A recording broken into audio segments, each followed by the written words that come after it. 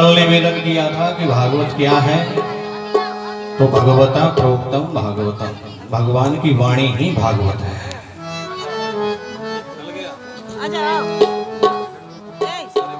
तो कल सोनक जी ने पूछा सूत जी महाराज से, हे ऋषिवर इतना बताइए कि भागवत जी का श्रवण करने से भक्ति महारानी के दोनों पुत्र ज्ञान और वैराग्य पुष्ट हो गए, तो वो तो साक्षात भक्ति महारानी के ही पुत्र थे। क्या भागवत की महिमा ऐसी है कि कोई पापी इससे तर गया हो? तो सूत जी महाराज कहते हैं, सोनक आदि ऋषियों से, ऋषियों कोई पापी नहीं, न जाने कितने पापी तर गए।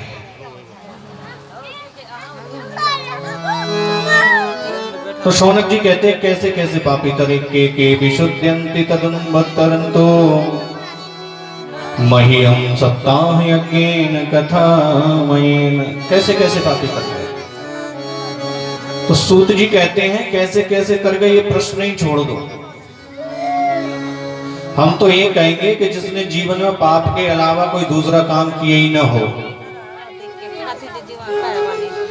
ये मानवाः पाप कृतस्तु सर्वदा सदा दुराचार रता विमार्गाः क्रोधाग्निदग्धा कुटिलाश्च कामिनः सप्ताह यज्ञेन कलो पुनन्ति ते। जिसने जीवन में कोई पुण्य काम किया ही ना हो, जो सदैव पाप कर्म में रत रहता हो, ऐसे सभी पापी इस भागवत पुराण के सुनने मात्र से तर जाते हैं।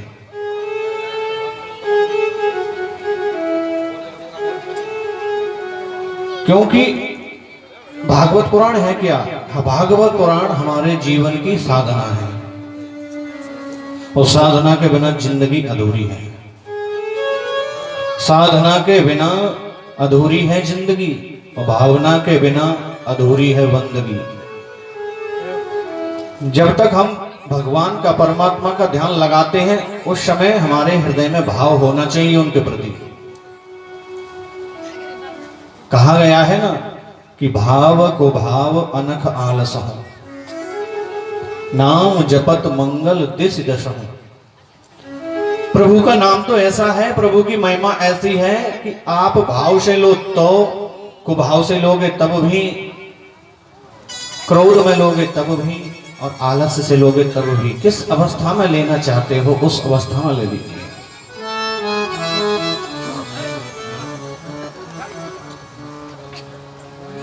तो सूत जी महाराज कहते हैं, ऋषियों ध्यान से सुनिए, मैं आपको एक इतिहास ही सुनाई देता हूं। इतिहास माने क्या होता है? इति माने जो बीत गया, रास माने घटना, जो घटना बीत चुकी उसको इतिहास कहते हैं। तो इतिहास ही सुनाई देते हैं। तुंगभद्रा तटे पूर्वम अभूत्पन्नम उत्तमम यत्र वर्णाः स्वधर्मेण सत्य सत्कर्म तत्पराः। कोई तुंगभद्रा नाम की नदी रही, उसके किनारे पर एक गांव बसा हुआ है। उस गांव में सभी वर्णों के लोग रहते हैं, ब्राह्मण क्षत्रिय वैश्य शूद्र, चारों वर्णों के प्राणी निवास करते हैं, अपने अपने धर्म में तल्लीन है। उसी ग्राम में एक ब्राह्मण रहते हैं जिनका नाम है आत्मदेव। आत्मदेव पंडित जी का मस्तिष्क तेज ऐसा है कि जब वो आते हैं तो लगता है कि दूसरा भास्कर उदित हो गया है। इतने तपस्वी हैं, इतने ज्ञानवान हैं, इतने आराधक हैं।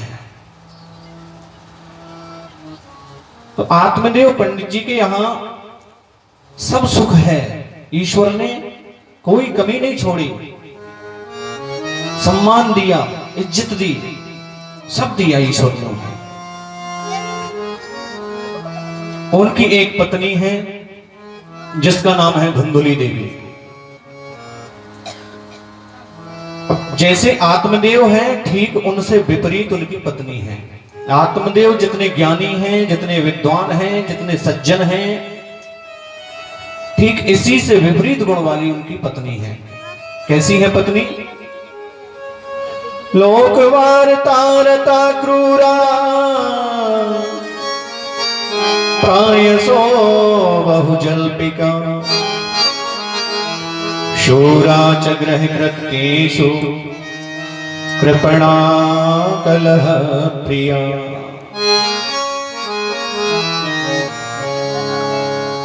सुबह उठते ही जब तक चार देहरी न बैठा है तब तक उसका मन नहीं मानता। बहुत क्रूर है, क्रोधी स्वभाव की है। सदैव इधर उधर की चुगली करने में अपना दिन व्यतीत करती है। कलह करने में उसे बड़ा आनंद आता है। एक ही काम में निपुण है, एक ही काम वो बहुत अच्छा करती है कि घर का जो काम है, गृह कृत्येषु, घर के जो भी काम है, आलस नहीं करती। पूरे दिन का काम 4 घंटे में निपटा लेती है। अब ईश्वर ने केवल एक ही कमी छोड़ दी उनके यहां कि उनको कोई संतान नहीं है।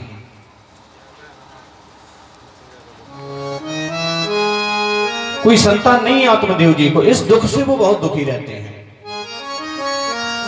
और इतने दुखी रहते हैं कि एक दिन तो वो इस दुख से दुखी होकर के घर छोड़कर वन को चले गए।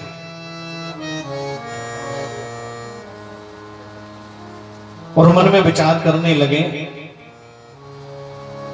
कि जब संतान ही घर में नहीं है तो क्या होगा, हमारे जीने का मतलब क्या है? हम वन में जाकर अपने प्राण त्याग देंगे।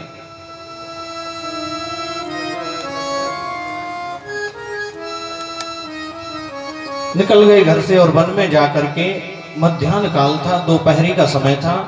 एक किसी तालाब के किनारे बैठ करके और जोर जोर से रुदन करने लगे, रोने लगे। एक महात्मा का निकलना हुआ। महात्मा ने सोचा, ओहो निर्जन वन है,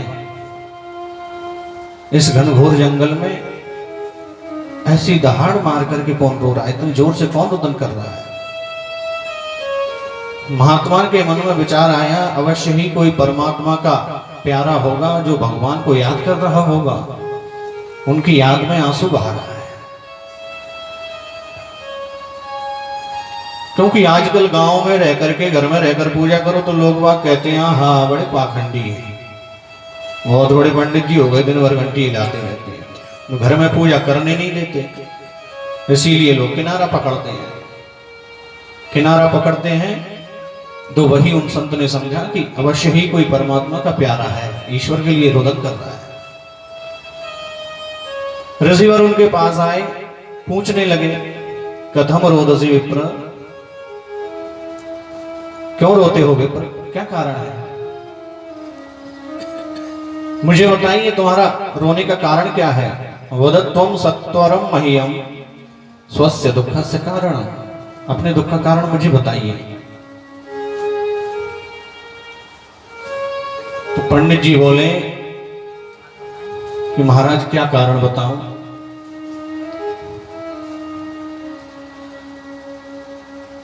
मैं घर में पौधा भी लगाता हूं, सूख जाता है। मैं गाय खरीद कर लाया था, जिसके यहां लाया था वहां प्रसूता होती थी। जब से मेरे घर आई है, मेरे घर प्रसूता नहीं हुई। उसने किसी बच्चे या बछड़ी को जन्म नहीं दिया। तुलसी का पौधा लगाता हूं, सूख जाता है। फल का पौधा लगाता हूं, फल नहीं देता है। तो महाराज न जाने कौन सा पाप उदय हुआ है कि मुझे भी कोई संतान नहीं है और चौथी अवस्था आने को है। ऋषि ने माथा ठोका, हे भगवान हम तो समझ रहे थे भगवान के लिए रो रहा होगा, संतान के लिए रो रहा है। तो ऋषिवर कहते हैं, अरे पंडित जी महाराज, इस जंगल में हम तो समझ के आए थे आप परमात्मा को याद कर रहे होगे। तो पंडित जी कहते हैं, ऋषिवर वो तो हम भी जानते हैं, ये ज्ञान हमें मत दीजिए, लेकिन बच्चे का सुख क्या होता है तुम क्या जानो। दिग्जीवनम प्रजाहीनम दिग्ग्रहम च प्रजाविनम दिग्धनम चानपत्यस्य दिक्कुलम संतति विना। क्या जानो तुम संतान का दुख क्या होता है। तो ऋषिवर कहते हैं, पंडित जी महाराज संतान के चक्कर में ना पड़ो, कोई संतान किसी को सुख नहीं देती है। तमाम उदाहरण बताए। अरे साक्षात नारायण परमात्मा श्री राम बनकर के दशरथ जी के आंगन में आए और दशरथ जी को मरना पड़ा राम के वियोग में। कृष्ण के कारण ही वसुदेव और देवकी को जेल में जाना पड़ा। कोई किसी को सुख नहीं देता, इस भ्रम में मत रहो। ईश्वर के चरण शरण में लगे रहो, उनका ध्यान करते रहो, बेड़ा पार हो जाएगा।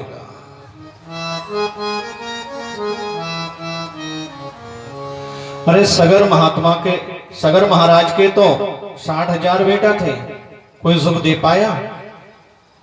संतान से किसी को सुख नहीं मिलता। संतान के चक्कर में पड़ के क्यों अपना जीवन नष्ट कर रहे हो?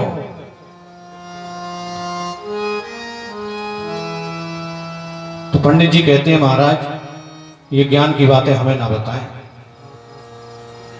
ज्ञान कांड के पास तो हम ही हैं, हम प्रवचन बहुत देते हैं। तो ऋषिवर कहते, प्रवचन ही देते हो कि उन पर विचार भी करते हो, स्वयं भी चलते हो? तो आत्मदेव जी कहते हैं, महाराज मैं कुछ नहीं जानता, मैं इस निर्जन वन में अकेला आया था, आप आ गए तो एक आशा की किरण जगी है। मुझे विश्वास है कि संत परमात्मा का स्वरूप होते हैं, अब मेरे घर संतान जरूर होगी। आप तो ये बताइए, मुझे संतान प्रदान करने का वरदान दे रहे हैं कि नहीं दे रहे हैं? तो ऋषिवर कहते हैं, पंडित जी महाराज हमने आपके भालाक्षर पढ़ लिए हैं, आपके माथे की लकीरें पढ़ ली हैं। आप इस जन्म में संतान की बात कर रहे हो, लेकिन आपके भालाक्षर तो कुछ और ही कह रहे हैं। आपको 7 जन्मों तक कोई संतान नहीं होगी, ऐसा आपके माथे पर लिखा हुआ है, आपके भाग्य में ऐसा ही है।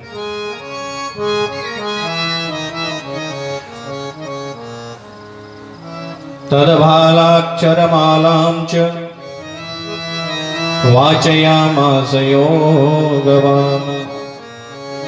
हमने भालाक्षर पढ़ लिए हैं आपके, अपने विवेक को जगाइए, अपने हृदय में परमात्मा को बैठाइए। लेकिन हम लोग हैं कि संतान, स्त्री, पुत्र, पोता, इन्हीं के चक्कर में पड़ करके अपने वास्तविक लक्ष्य को भटका देते हैं, अपने वास्तविक लक्ष्य से भटक जाते हैं।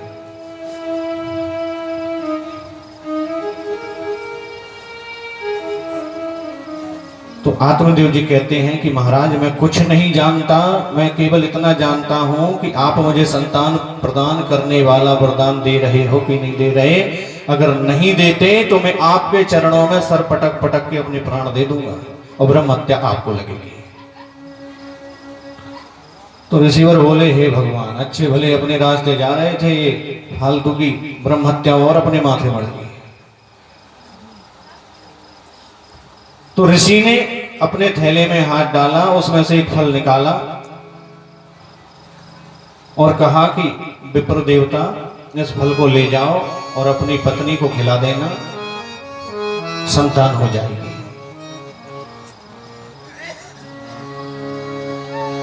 आत्मदेव जी बड़े प्रसन्न मन से उस फल को ले गए और घर जाकर के आवाज लगी, अरे पंडितायन जल्दी आओ, देखो हम क्या लाए हैं। तो पंडितायन तो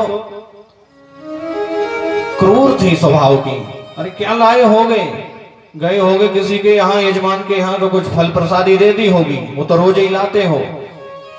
तो पंडित जी बोले कि देवी ये आज साधारण फल नहीं है, आज विशेष फल हम आपके लिए लाए हैं।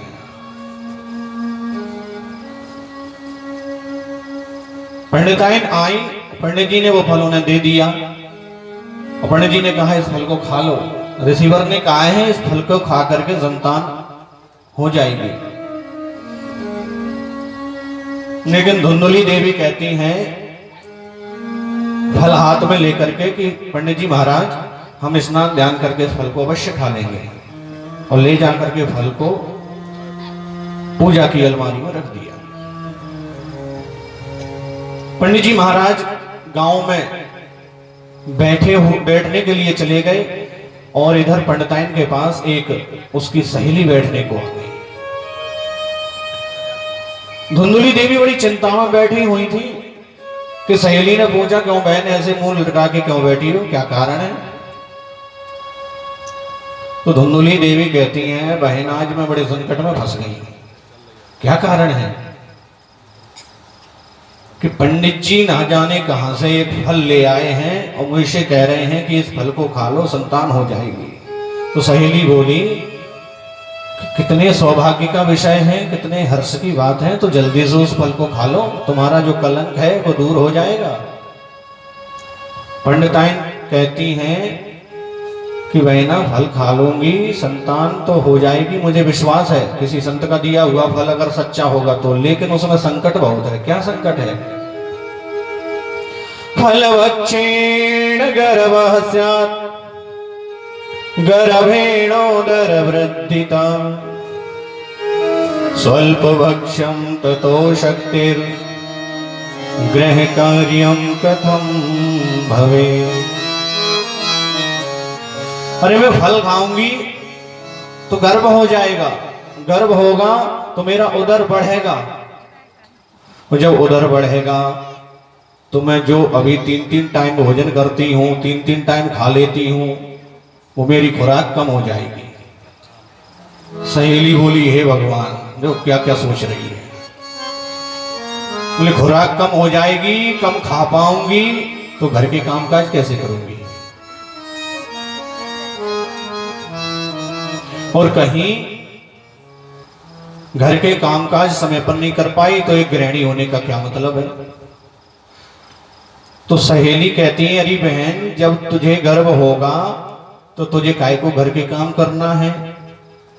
जो तुम्हारी ननद है वो बधावा लेने के लिए तो आएंगी, बधावा लेकर आएंगी तो उनको पहले 4 महीने पहले बुलाना और अपना घर का भोग काम करवाना, और बधावे के रूप में जो देना है उसको उस समय दे देना।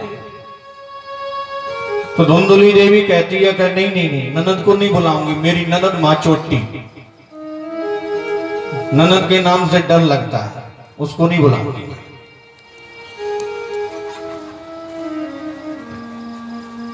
तो सहेली कहती है कि ठीक है मत बुलाना लेकिन फल तो खा ले। तो धुंधुली बोली ठीक है भाई, जैसे मैंने फल खा ही लिया और कहीं देव प्रकोप से देवाद घाटी ब्रजेद ग्रामे पलायेद गर्वणी कथम, देव प्रकोप से गांव में कहीं डाकू आ गए अथवा कहीं आग लग गई तो जो छरी छटंगी है वो तो भाग लेंगी, मैं कैसे भाग पाऊंगी।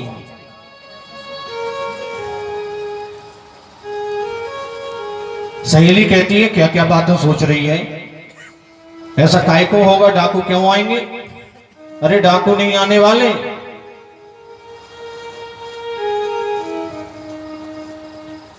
और आग लगने की बात क्यों सोच रही है तू, शुभ शुभ सोच, ऐसा कुछ नहीं होने वाला, तू फल को खा ले। तो धुंधुली कहती है ठीक है मैंने फल को खा लिया और कहीं मुझे गर्भ हो गया, और मैंने सुना है कभी कभी पेट में बच्चा आड़ा हो जाता है, त्रियक हो जाता है, और कहीं मेरे पेट में बच्चा त्रियक हो गया तो मेरा तो मरना संभव है। तो ऐसा पेड़ ही काय को लगाओ जिस पे उल्लू बैठे हैं। सहेली माथा पीते, हे भगवान इससे क्या बात समझाऊं, इसे कैसे समझाऊं। और फिर धुंधुली देवी कहती हैं कि एक बात और सुन रखी है मैंने कि कहीं गर्भ हो गया तो सुखदेव जी अपनी मां के गर्भ में 12 वर्षों तक रहे थे, और कहीं मेरा बच्चा मेरे गर्भ में 2-4 साल ही ठहर गया तो मैं तो कहीं की नहीं रहूंगी। सहेली का माथा पक गया, बोली देवी आखिरी बार समझा रही हूं, फल को खा ले तेरा कलंक दूर हो जाएगा। तो धुंधुली देवी बोली सुनो देवी, इन सभी बातों पर तो धूल डालो, ठीक है फल खा लिया, गर्भ हो गया, बच्चा भी हो जाएगा मुझे, लेकिन उनका पालन पोषण कौन करेगा बच्चे का, उसमें बड़ा कष्ट है बच्चों को पालने पोषने में। लालने पालने दुखम प्रसूतायाश्च वर्तते बंध्या च विधवा नारी सुखनी चेति में मते। ये कौन लालन पालन करेगा उसका। और अंत में उसने कह दिया कि मेरी नजर में तो बांझ स्त्री और विधवा नारी बड़ी सुखी है। तो उसकी सहेली बोली